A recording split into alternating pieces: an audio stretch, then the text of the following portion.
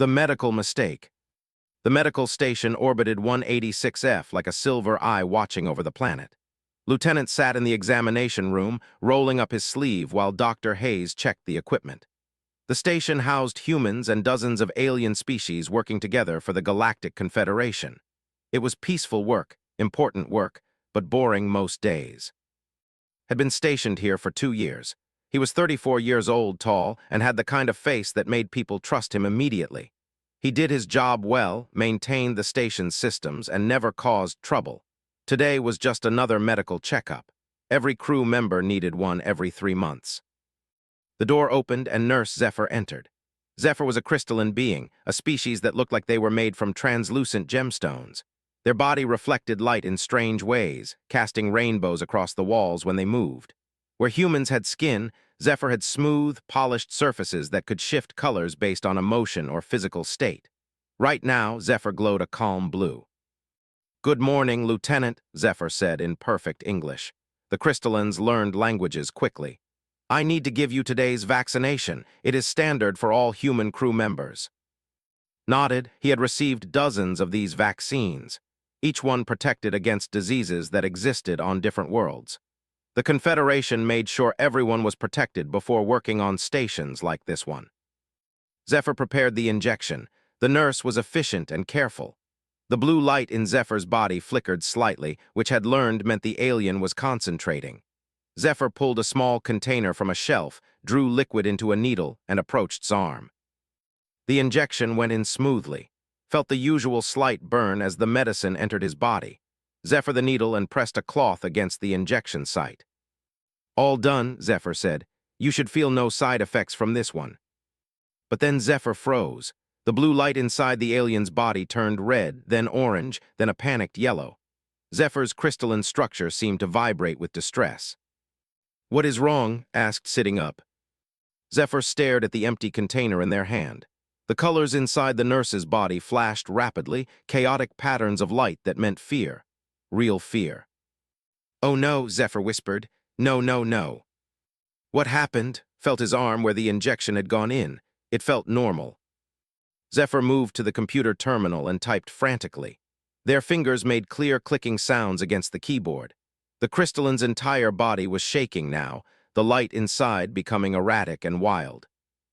"This vaccine," Zephyr said slowly, turning to face, "this was not the right one." Sat very still. "What do you mean, not the right one?" "I made an error," Zephyr said, and the alien's voice carried real despair. "A terrible error. This injection was meant for the delegation. They are silicon-based. Their biology is completely different from yours. This vaccine is a neural enhancement serum designed to help them process quantum dimensional information. It was never meant for human biology." Felt ice move through his stomach. "What does that mean for me?"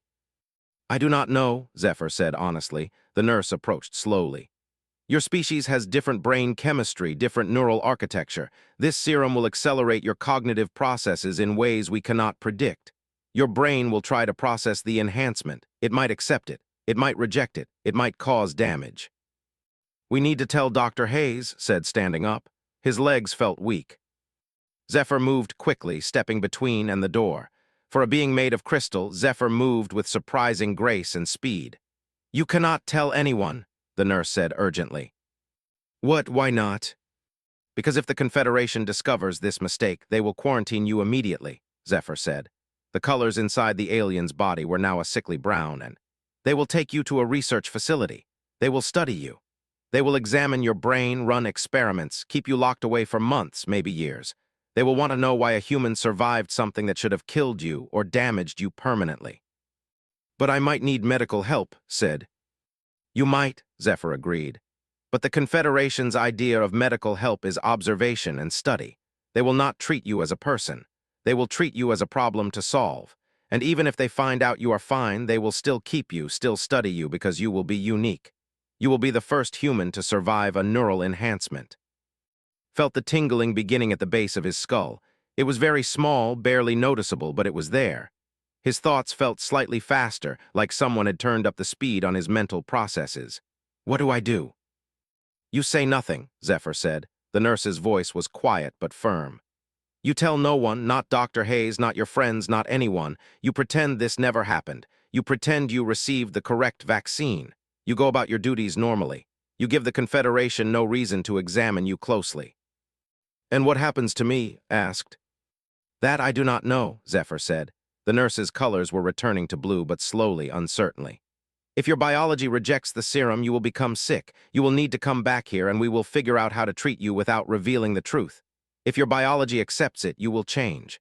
Your mind will become faster, sharper, different, but you will still be you. The tingling in skull grew stronger. He could feel his heartbeat in his temples. His vision seemed sharper somehow. The colors in Zephyr's crystalline body were more vivid than before. This is insane, said. Yes, Zephyr agreed. But it is also the only choice we have. If we report this, your life as you know it ends. You become a specimen. The Confederation will own you.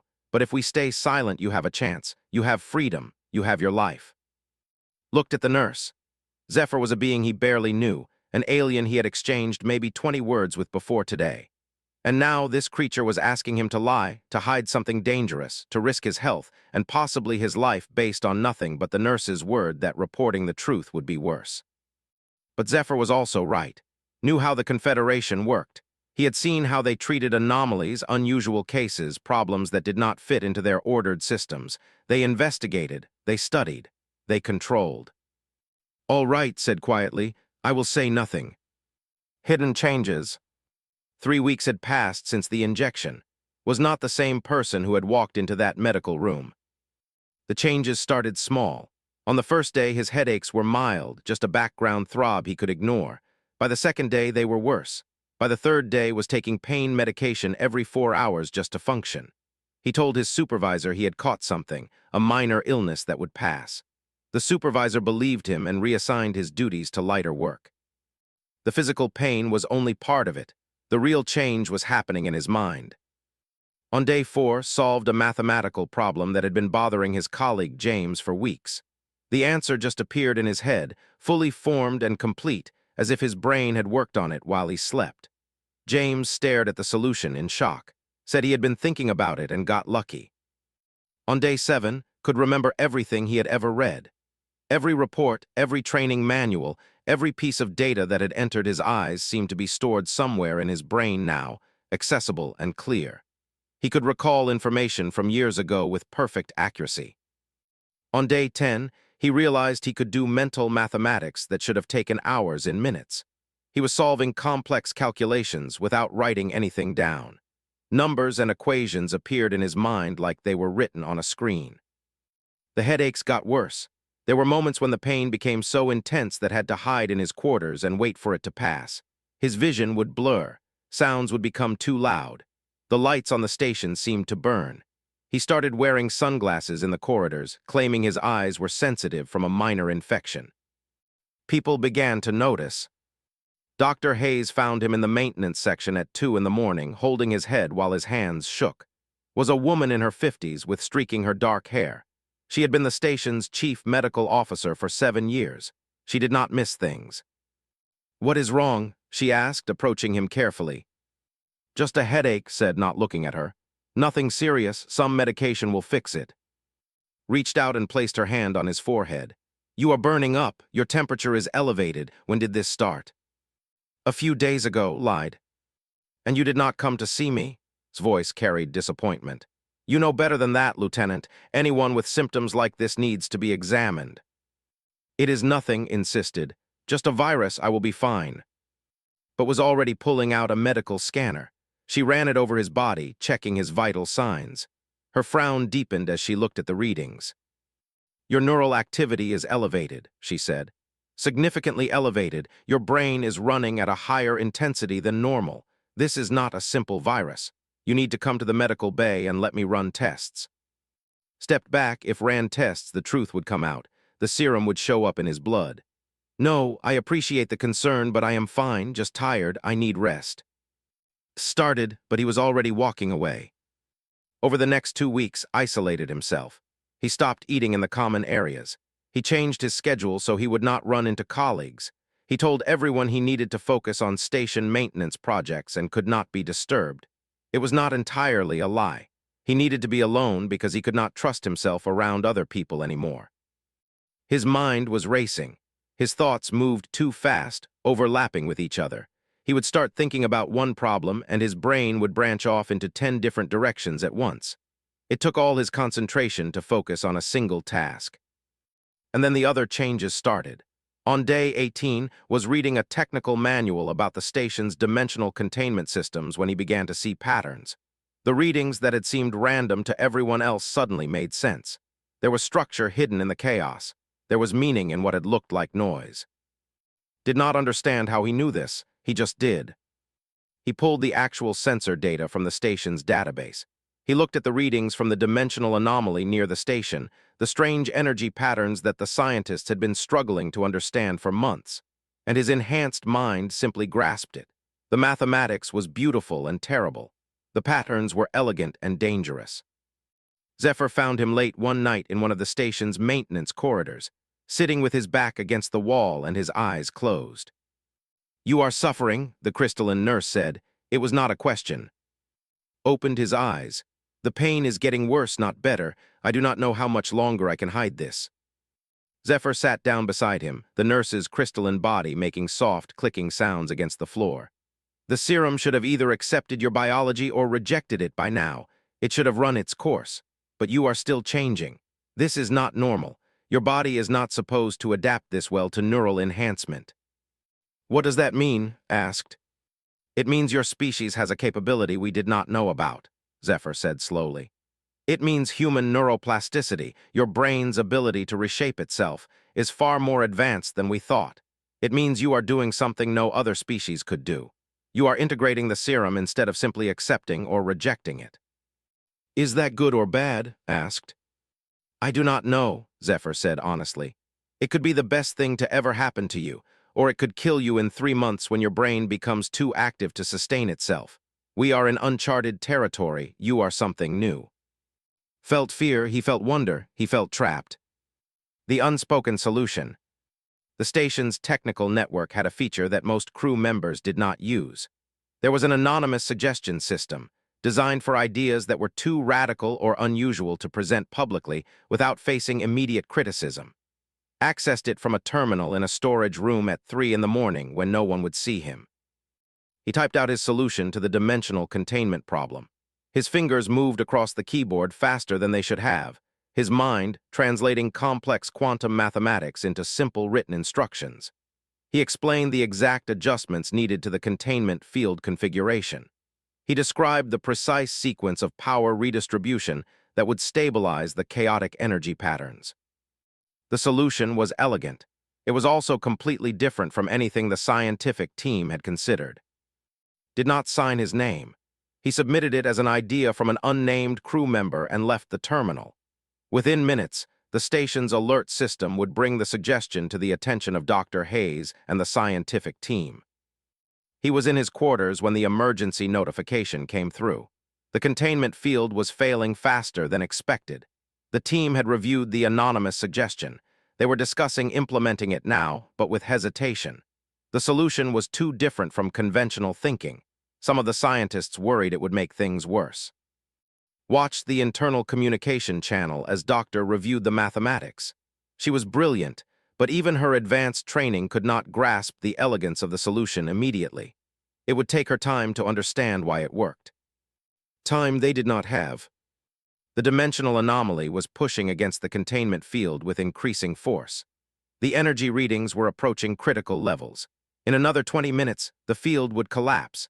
If that happened, the resulting dimensional bleed could tear a hole in reality large enough to swallow the entire station. Made a choice.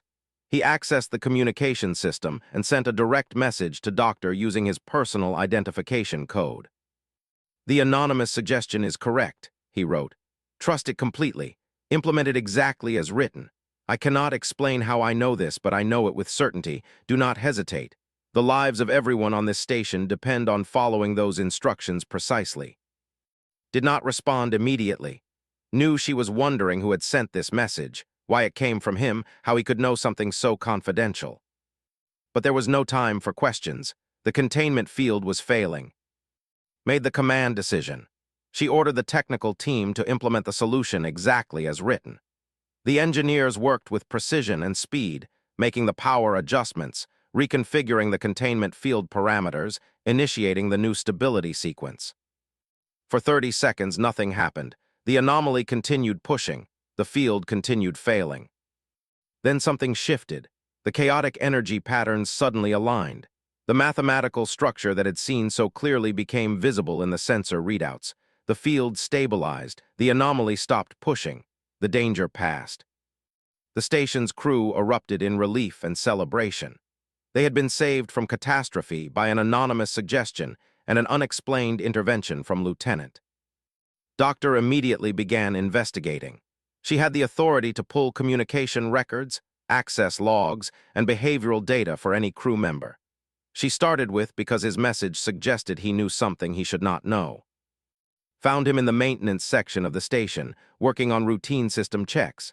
Her expression was sharp, analytical, searching. "That message you sent during the containment crisis," she said without preamble. "How did you know the solution would work?" "I made an educated guess," said, not looking at her. "You made more than a guess. You made a prediction with absolute certainty," said. She pulled up a data pad showing his message. "Only someone who understood the mathematics deeply would have that kind of certainty. Only someone with advanced training in quantum physics and dimensional theory. You do not have that training." "Said nothing. I pulled your background files. Your education is in engineering and maintenance.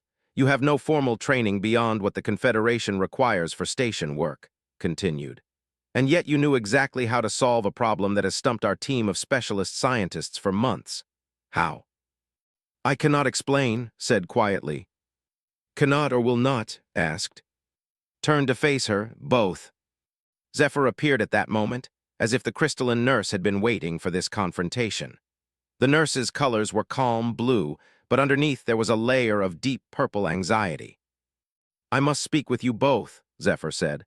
"What happened today, Lieutenant's knowledge of the solution, his strange behavior these past weeks, his isolation, his pain.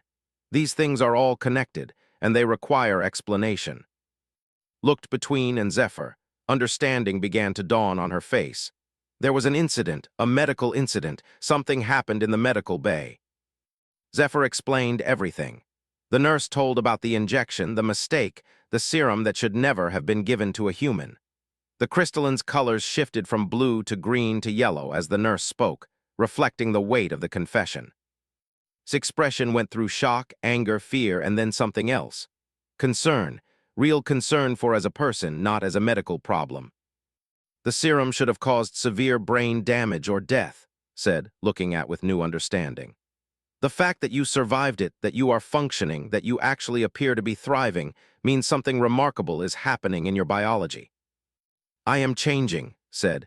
"I do not know if I am changing into something better or something broken." "We need to run tests," said. "Real tests, not Confederation tests, tests to understand what is happening to you." "If we run tests, the Confederation will find out," said. "I will be quarantined." Was quiet for a long moment. Then she made a decision.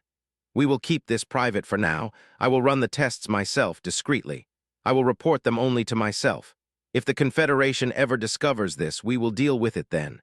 But for now, you deserve to understand what is happening to your own body without becoming a specimen." Over the next 3 weeks, conducted thorough medical examinations of the cost of truth. The Confederation investigation team arrived without warning. 2 ships appeared in orbit around the station, and 12 officials boarded with full authority to conduct a complete medical audit. They carried instruments that could detect even trace amounts of unauthorized biological modification. The lead investigator was a being named Coordinator, a member of a species that had the appearance of humanoid insects with chitinous exoskeletons, moved with mechanical precision, and had a voice that clicked and buzzed when speaking English. There was a dimensional containment emergency, stated to the gathered station leadership, including Dr. Hayes and Commander. The emergency was resolved by an anonymous technical solution. The solution showed understanding of quantum mathematics far beyond what any standard crew member should possess. We are investigating how this solution was developed and by whom. His face remained calm but could see her jaw tighten slightly. Zephyr's crystalline body darkened, the colors shifting to anxious. "The solution came from our technical suggestion system," said carefully. "It was a good idea from someone on the crew." "We have examined your records," said. "The suggestion system has been accessed by multiple crew members, but the message pattern, the writing style, the specific terminology used, all of it points to one source." Lieutenant. The room went very quiet. Lieutenant sent a follow-up message that indicated absolute certainty about the solution's effectiveness. Continued, clicking through data on a portable screen. "This kind of certainty only comes from deep understanding. We need to examine his medical records and conduct a full neural scan." Stood up, there was no point in lying anymore. The Confederation had narrowed the search down to him. They had the technology to prove the truth. Fighting would only make things worse. "I will submit to whatever examination you require," said clearly. "But before you do, I need to tell you what happened." Over the next hour, confessed everything. He explained the injection, the serum meant for that Zephyr had accidentally given him. He described the changes in his mind, the enhancement of his cognitive abilities, the way his human brain had somehow adapted to processing information in new ways. He took full responsibility, protecting Zephyr by claiming he had agreed to keep the truth hidden against the nurse's advice. He said he understood the consequences and accepted whatever punishment the Confederation decided was appropriate. But then something unexpected happened. One of the investigation team members was a named council member, was the leader of the delegation aboard the station, and he had been studying words with intense focus. When finished his confession, made a sound that was something between a musical note and a mathematical equation. "This is impossible," said, but there was wonder in the alien's voice. "A human integrating neural enhancement serum. This should not be possible. Humans have different biological architecture entirely. We developed this serum specifically for our silicon-based cognition. How is your consciousness surviving this?" "I do not know," said honestly. "It just is." Approached and studied him carefully. The facets caught the light, creating patterns across the room. "Your brain structure is reorganizing itself. You are adapting. You are not becoming, but you are becoming something that bridges thinking and human thinking. This is unprecedented." Coordinator made a clicking sound that might have been frustration. "The fact remains that unauthorized biological modification has occurred. The nurse Zephyr was negligent. The human hid the truth. Both actions are violations of Confederation protocol." "The Confederation protocol exists to prevent harm," said, and there was something dangerous in the alien's tone. "But no harm has been done. A crew member was enhanced. The enhancement allows him to solve problems that our best scientists cannot solve. The enhancement has made him more valuable, not less." "The enhancement could be unstable," another investigator argued. "It could degrade at any moment, causing fatal brain damage. We cannot allow an unstable human to remain on the station." Felt fear grip his chest. This was what he had been afraid of all along. Confederation control, Confederation quarantine. Doctor stood up. "I have conducted thorough medical examinations," she said. "The serum integration is stable and appears to be permanent. The human neural plasticity has allowed to absorb the enhancement in a way no other species could. His brain is not degrading. It is improving. His cognitive function continues to develop in healthy ways." "You conducted unauthorized medical examinations," coordinator said to. "Yes, I did," said without apologizing. "Because he's my patient, and I have the authority to treat his medical condition. The Confederation gives medical professionals autonomy in treatment decisions. I made a clinical judgment to study's condition privately rather than allow him to be quarantined before we understood what was happening to him. That was my right and my responsibility as his doctor." The investigation team exchanged looks.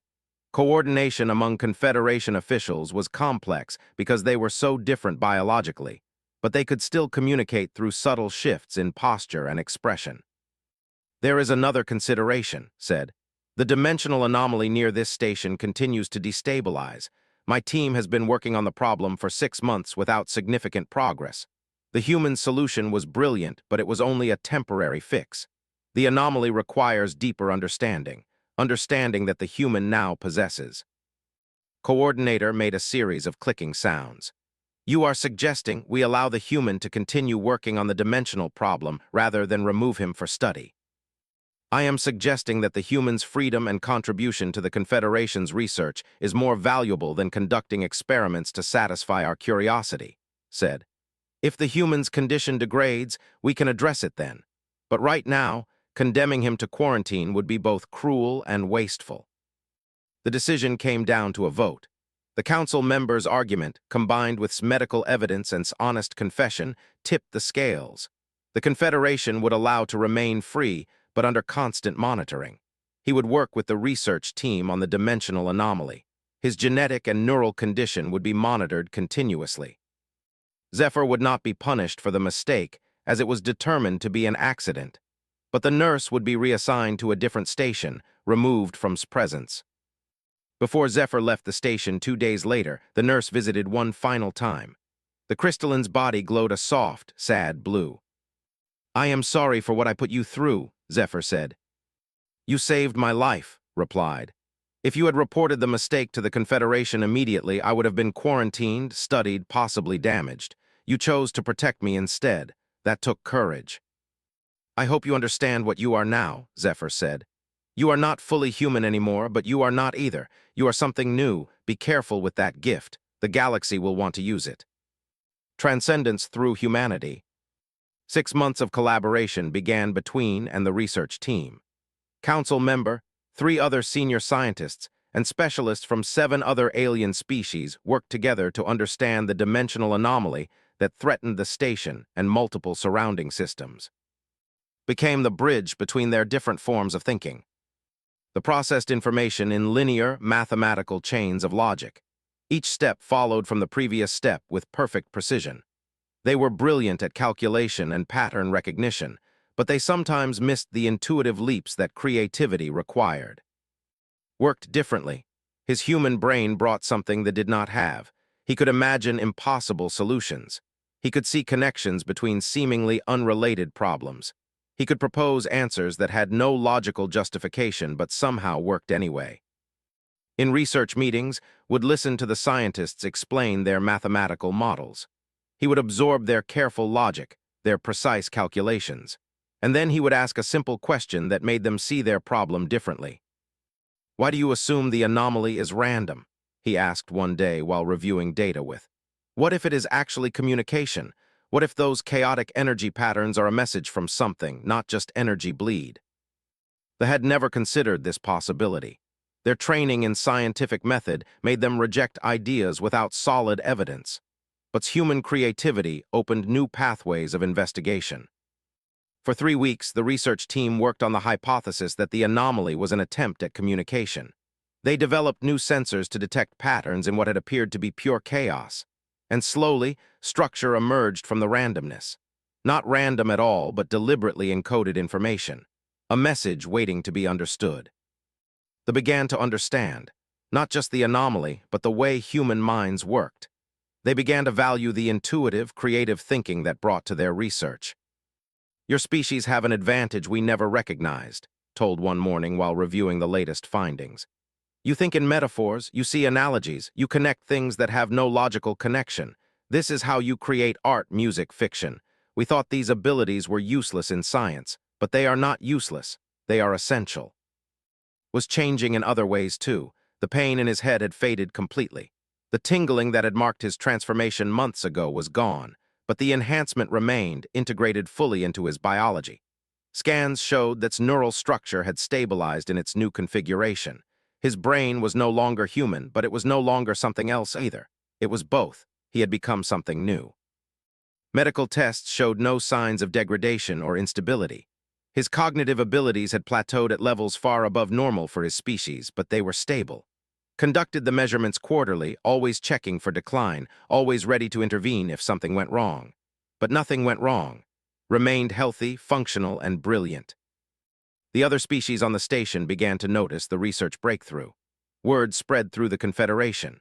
A human officer, enhanced by accident with neural serum, was solving problems that brilliant alien scientists had struggled with for years. A human working alongside crystallines, beings, aquatic intelligences, and a dozen other forms of life, connecting them all in collaboration. Offers came from other research institutions. Other stations, other worlds wanted to work for them. The Confederation Council discussed his situation. He had become valuable, perhaps invaluable, in ways that went beyond simple research contribution. 4 months into the project, the research team made the breakthrough. The dimensional anomaly was not chaotic energy. It was a test. An ancient civilization, billions of years extinct, had left these test areas scattered throughout the galaxy. The tests were designed to measure something very specific. Could different species, with completely different biologies and ways of thinking, learn to work together to solve a complex problem? Understood this first. His human creativity and logic together had cracked the code. The message was clear once you knew how to read it.